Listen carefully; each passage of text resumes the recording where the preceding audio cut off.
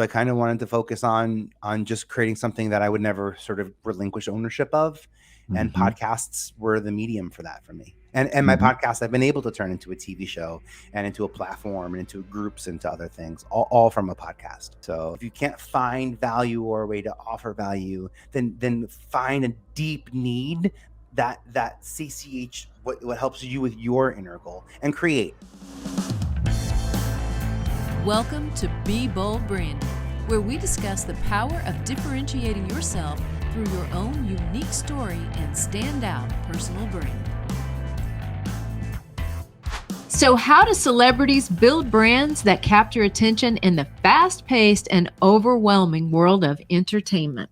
Our guest today knows the answer because he's helped launch talent brands as a television executive, beginning with creating and launching MTV's Talent Development Department. He's going to share his story with us today and how his own personal brand helped him to become known in his space. Vinnie Potestivo, welcome to Be Bold Branding. Hey, thanks for having me. Cool space. Yeah. Yes, sir. Thank you. Yeah.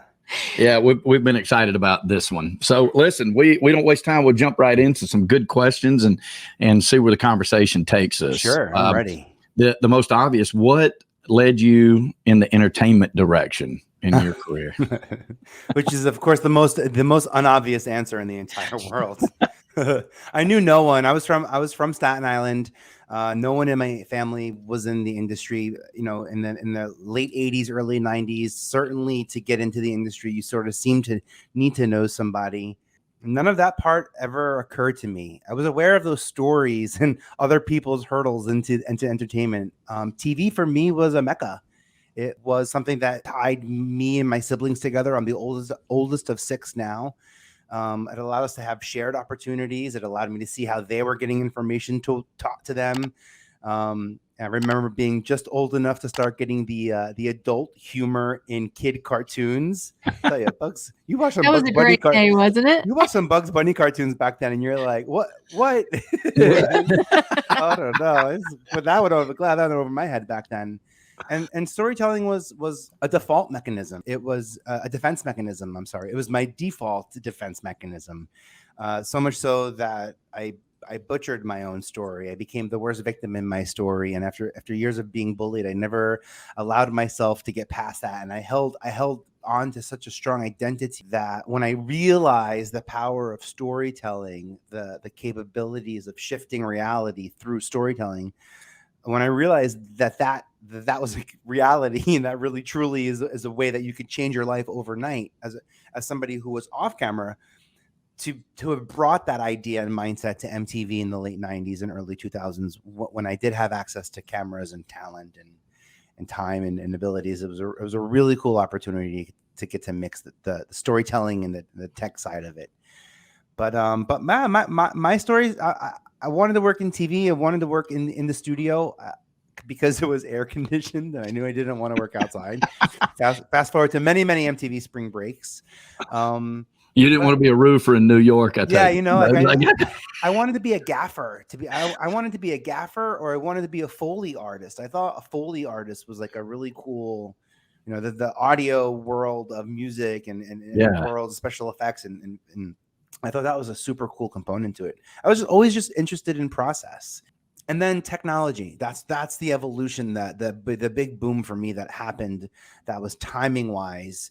What put me on the course was the evolution of technology and how quickly videotape went to video footage, went to video data, how quickly our Polaroids got turned into posts.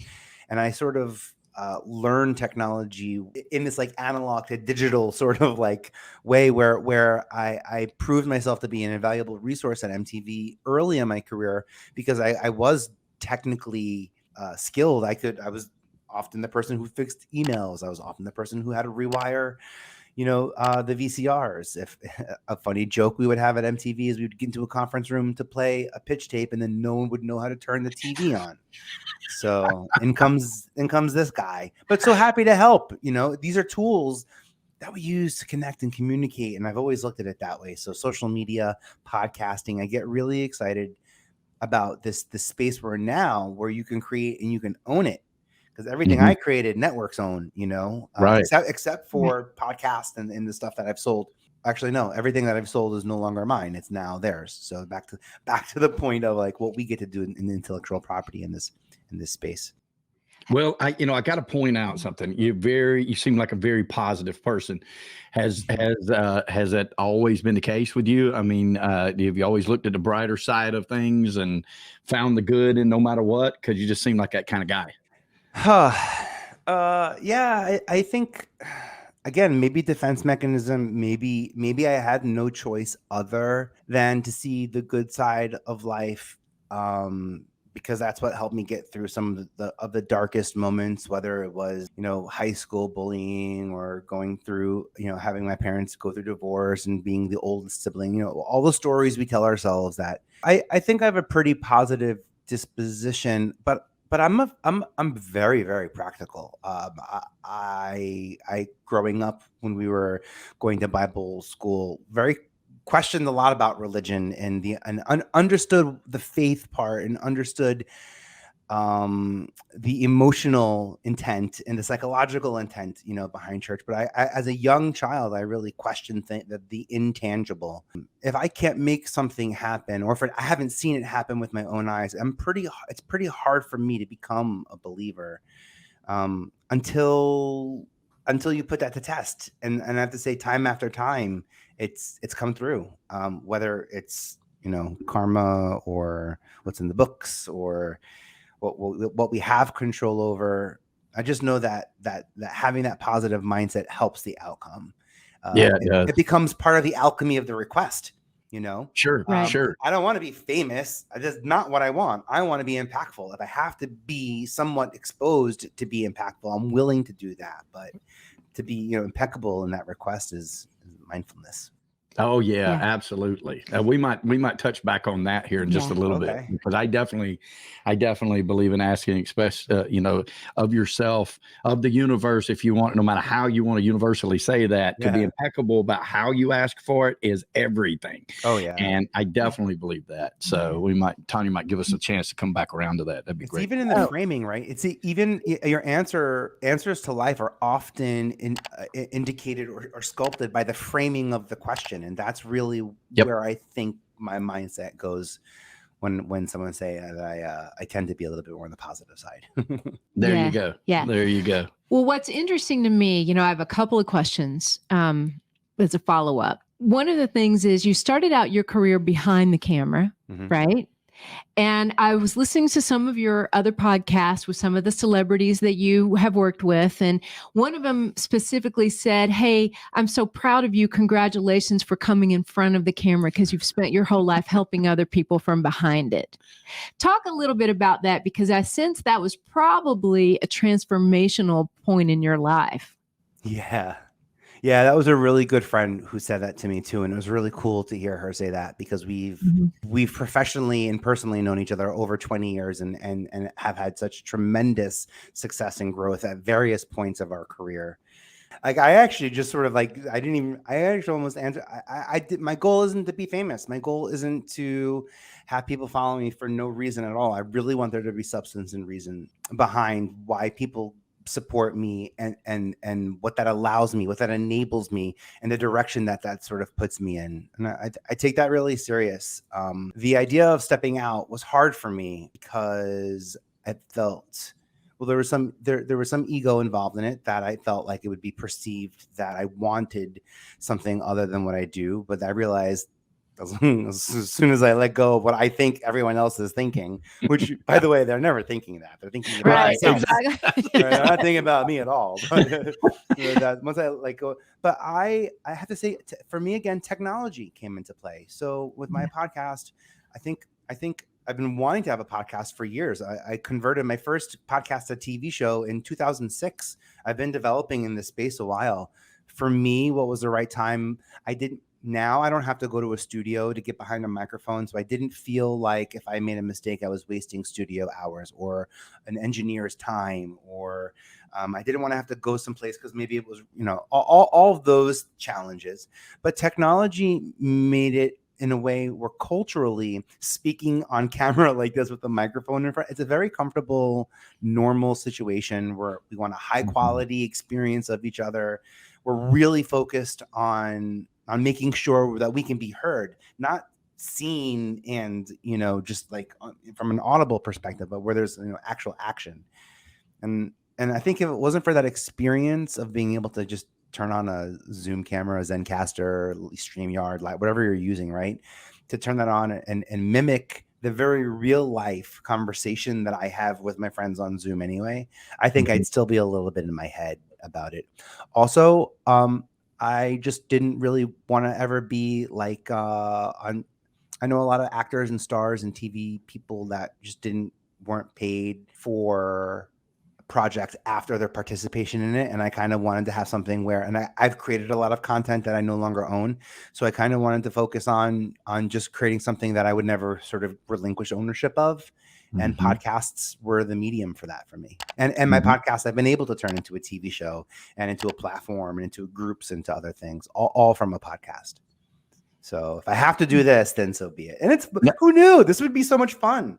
I know, right? The bummer for me was that I don't meet new people on my podcast because I'm mostly talking to people I've already experienced something with, which meant that as a podcast guest, I get to show up, and this is the benefit for me of having a podcast, and this is the benefit of me stepping into my own light on my podcast, is the fact that it preps me and it allows me, gives me almost a credit and authority to be able to be a guest in someone else's space like this. So thank you for that.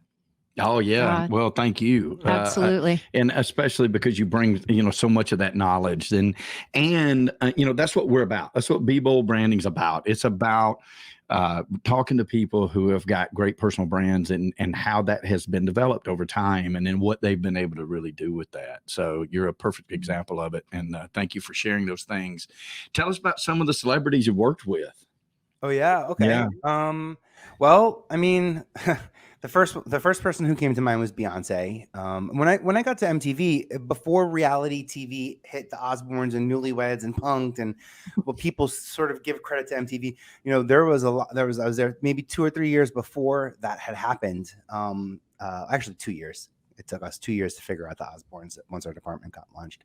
But my job was to cast MTV films and all the other like sort of talent needs. So I got to be in the team that cast Beyonce in her first film. And man, when you see, I played this 15 minutes in my head over my entire career. I played this over. I mean, when you see Beyonce auditioning is such a vulnerable experience. And it was just like the most impactful moment of my life. And to know that in success of her getting that job, she learned the art of character development, which is where she sort of developed the ideology behind Sasha Fierce, which is the version of Beyonce she steps into, when she's the her alter ego. Yeah, the public, right? So to know that like in some way, I got to be the tiniest role to open that door where someone, an expert far greater than me, was waiting on the other side and to give Beyonce that level of experience. I realized that MTV, I had access to a lot of doors like that. I realized that I had access to, it's weird to think about now, production companies pitching all networks, all these TV shows. It's weird to say this, but back when I was at MTV in the late 90s, I was literally paid. I was the guy who would call up people and say, hey, you're getting married. Do you want a reality show? You're an amazing dancer. We don't have a dance show. Should we develop a dance show with you? What does teen sibling rivalry look like? Should we do a sibling rivalry show? Or so I would kind of have the coolest job where I just got to be a source for MTV, not a casting director for a specific opportunity or a specific story. I didn't focus on it so transactionally. I wanted to be seen as the source for all of these sort of talent-driven opportunities at MTV. So yes, I'm calling you with an opportunity that I have, but also like I'm your guy. If you have talent, bring them to me. It's my job to meet talent. I open up my emails. I respond to people. I take meetings. Like I'm the person I'm like the new face guy. You know what I mean? Right. I'm the way in. I'm telling you, I'm the way in. So come on in. It's my job to get people in. And And that was a big part of my brand without me realizing this, that sort of mindset and the way that I operated, because I had to cast shows that I was not the expert in terms of culture, whether that was EDM or hip hop, or, I mean, I was like a musical theater top 40 kind of guy, even Right. rock, even I should say, especially rock, metal. But what I knew how to do was research. So I would look for people who I thought would know the people that I was looking for, because I'm not setting myself up for success, for failure at MTV. You want me to go find another Beyonce? No way. I'm gonna go find another label. Now they're telling me who the next Beyonce is, but I'm not gonna go out there and look for the next Beyonce. I'm not gonna, there are people who I could be looking for, who will point me in the right direction. And I think that was a part of the secret to my success was in those interactions. It was never sort of like one dimensional. It was never transactional. And those people were, and again, like I said, I kind of had in a weird way, like a key to the building where I could bring people in. Like, I come to TRL, anything I can do to make your experience awesome and be with these people because you've brought us in, or make you a producer on projects. I mean, anything I could do to empower and enable these huge connectors. And that was a big part pre-digital. That was like the word of mouth brand, So Sure. that in 2007 was what empowered me to leave MTV, to go back to running my own agency. I had actually started my company in college over a database. I was like a database guy. And then some casting people loved that I did databases in casting. And then that turned into sort of like, we already talked about I'm the digital guy when it comes to video and transcoding and recording. And then you throw the database in. It was when MTV said, we're creating a talent development department, would you want to come and help us literally launch this from ground zero? I was like, yes, I have spreadsheets, I have documents, I have one sheets. I'm ready. I have this is my gig.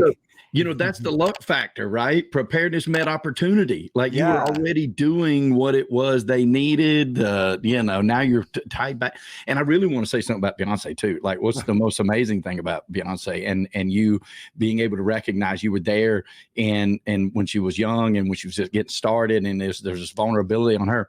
And not only do you have massive talent right there, you also have the massive work ethic to make it happen. Right. You know what I mean? It's not like she's just sat down in a chair somewhere and the world said, oh, look, let's make Beyonce a star. Like, she has worked she's the epitome of working your tail end off to the dream that you believe in and having that talent to go along with it. But it is amazing that you saw that, on that. Goosebumps when you said it. By the way, you know who else taught me work ethic? It will make total sense now that we've all just experienced her on TV for so long. Mandy Moore. Mandy Moore is never late. Another talented young lady. Always more than on time. And if she's never too early, it's always perfectly on time. And she's like an empath in terms of collaborating and working with people and showing up. Showing up. It's hard. I think of both Mandy and Beyonce, how lucky I was to work with two very different types of artists. A solo teen artist and then an ensemble artist who had not yet had her solo moment. So it was really, and then Mandy kind of worked towards the ensemble cast of TV, where Beyonce left the ensemble world and went. So it was very interesting to see that crossover. But it's that drive. It's this medium is just a way of creating the energy that they want to have out there in this world. And and if you get stuck in the podcasting, stuck in the TV, stuck in the social audio piece of it, it's murky. That's when you care about likes and you care about things, that are not real metrics of impact. Exactly. And I really learned so much from the greats. Yeah.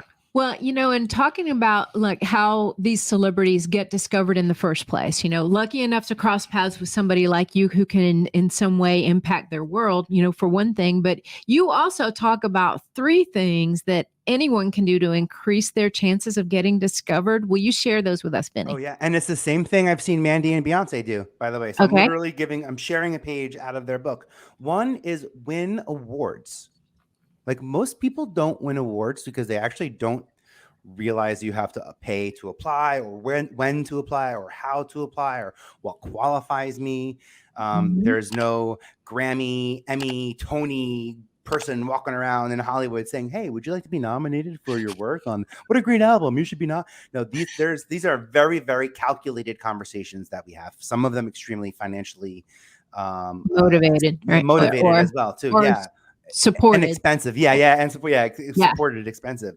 So depending on where the award and how the award is being won. So I've gone and I found about 80 digital awards that I love talking about and sharing. If you are a marketer, if you send out emails, if you've created podcasts, if you listen to podcasts, if you write blogs, if you use a unique stack of technology together, you kind of like, there's not one platform yet that does what you need. So you figured out a way to stack. There's even the Stackies, which is like literally my favorite digital award. But I love helping people win awards early in the career. I'm a big fan of it. Some you pay for, some you don't.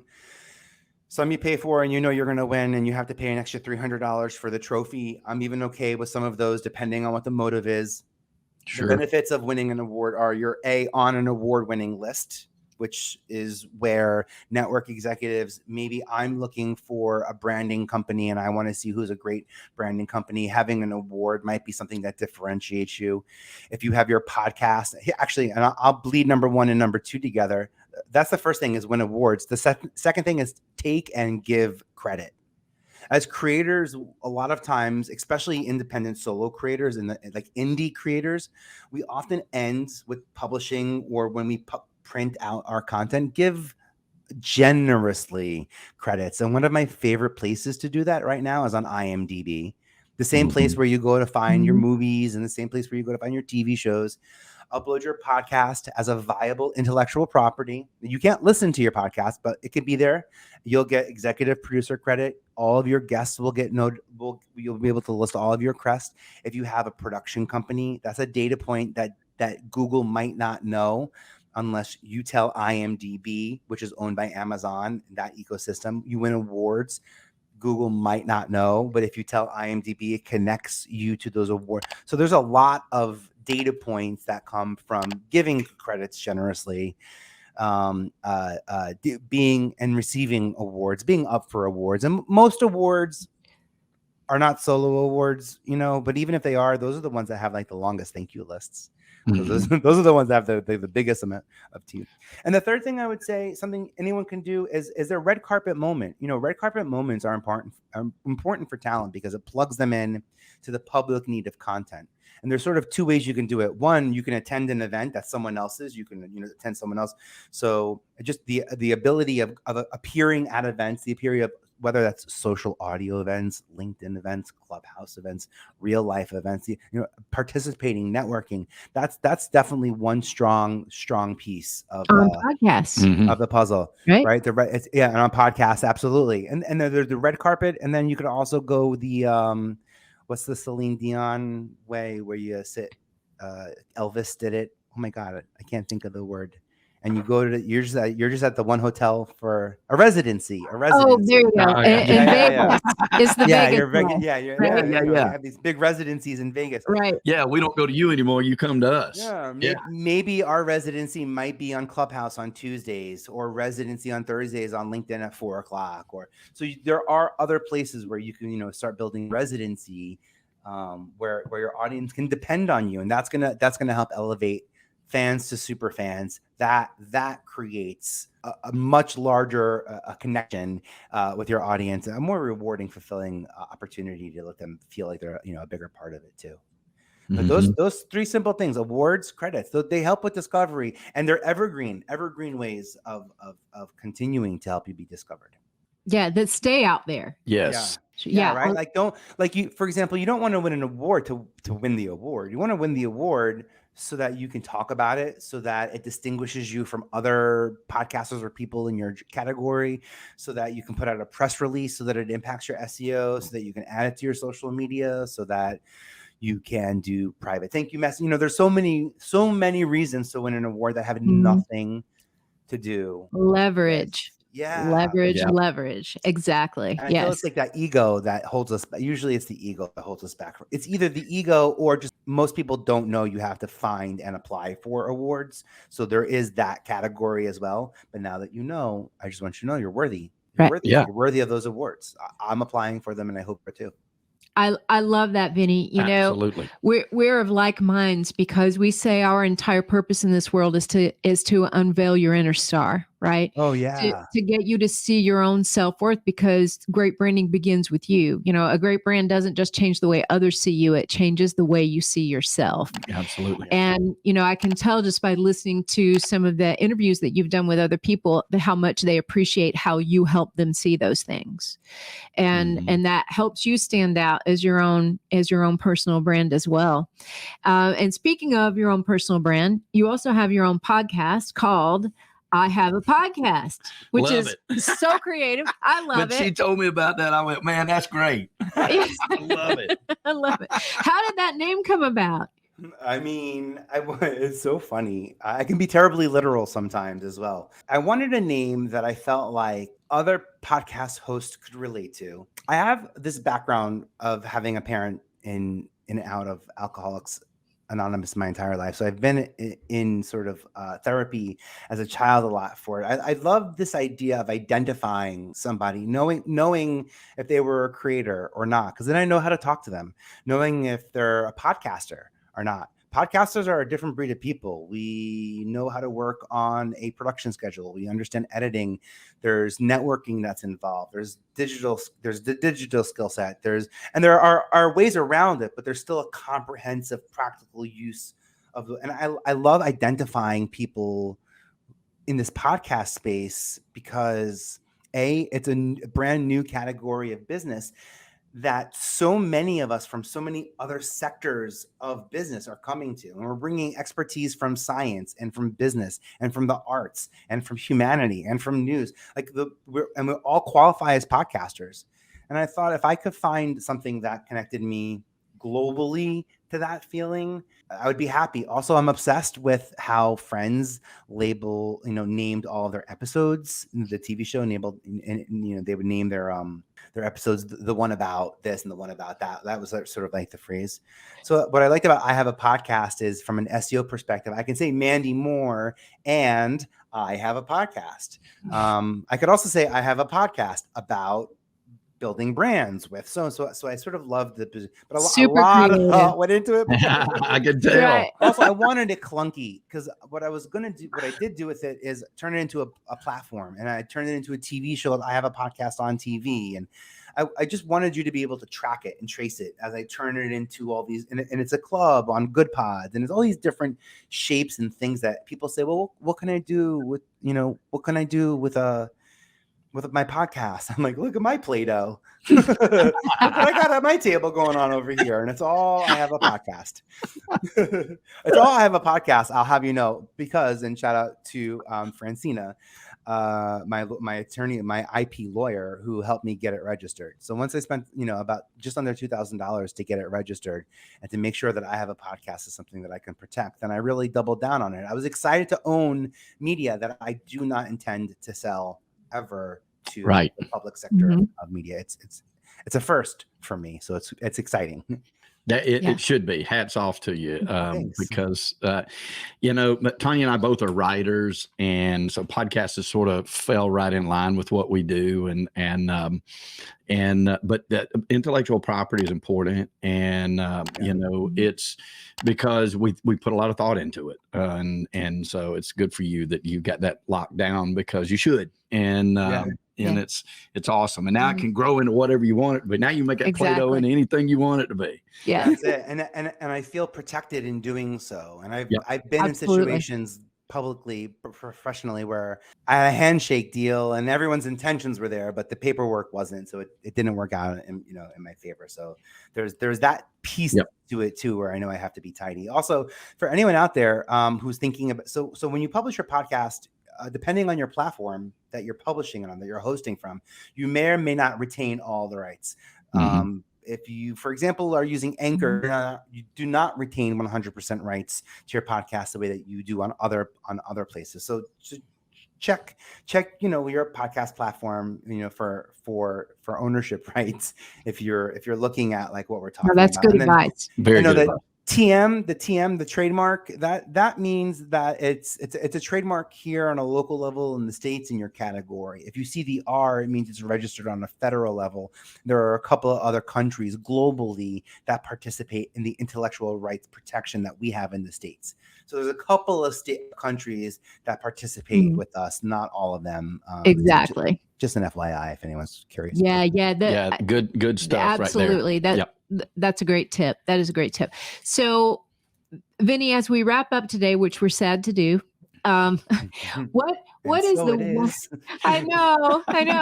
What is the one message that you would like to leave our audience with today when it comes to their personal brand? That's a great question. Anyone with a personal brand should be mindful of their discoverability. It's not about how can you get discovered. It's about when and where do you want to be discovered. You have a lot more say and control over when and how you're discovered. And when I say how, there's the exposure piece, but the how piece is the action. How are you translating that exposure into action? So build opportunities for you that you thrive in. I think I got some credit earlier for, being prepared when MTV came knocking. I was prepared. I was also passionate. I was doing weird things with databases and casting where no one else was doing what I was doing. It just made sense to me because it was my need. So maybe my advice would be like, if you don't have needs, go find them, make them your needs, make them your needs. If you can't find value or a way to offer value, then find a deep need that CCH what helps you with your inner goal, and create. More than anything, create. I have way more content in my phone that will never see the light of day that I have created that will never see the light of day, except for when the next social platform plops up and it's like everything you never, who knows what. But create, and I'm not saying, I say that so that you don't think you have to create for an audience. I create sometimes just for the muscle memory, just to learn how to do an edit. Amen. So create. Because that's when that's great advice. That is great advice, because when we are always creating for someone else, we tend to lose our own sense of creativity. Oh yeah. And Tanya and I are always jotting in the phone. Always. It might just be an idea. It might be a poem. It might be a story. It might be the concept of a story. It might be a brand. It might be somebody's bio. Yeah, I want to see your shared constantly doing it, just because it's practice. And it keeps you sharp. And you should be so lucky to have someone that's there to just keep you elevated and elevating. Yeah. Well, Vinnie, how can prospects reach you if they have questions or want to work with you? Reach out. I'm on LinkedIn. I'm real quick on LinkedIn. Vinnie Potestivo on LinkedIn. Say hi to me there. VPE.tv is the website. So swing by and say hi. I have some resources if you want to know those awards that I talked about.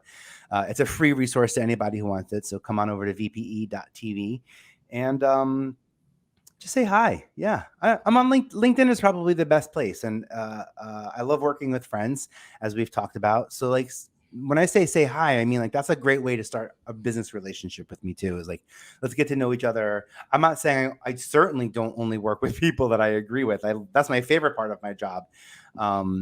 Is how I get to show up in different worlds. Well, we're glad you showed up in ours today. Yeah. And y'all don't forget to check out, I have a podcast. That's right. For sure. Thank you. Yeah, I have a podcast. I love it. I love it. Vinnie, you're a breath of fresh air. Thank you so much for being on Be Bold Branding today. Thank you. You bet. Brought to you by BrandFace, the only comprehensive personal brand building system across the globe.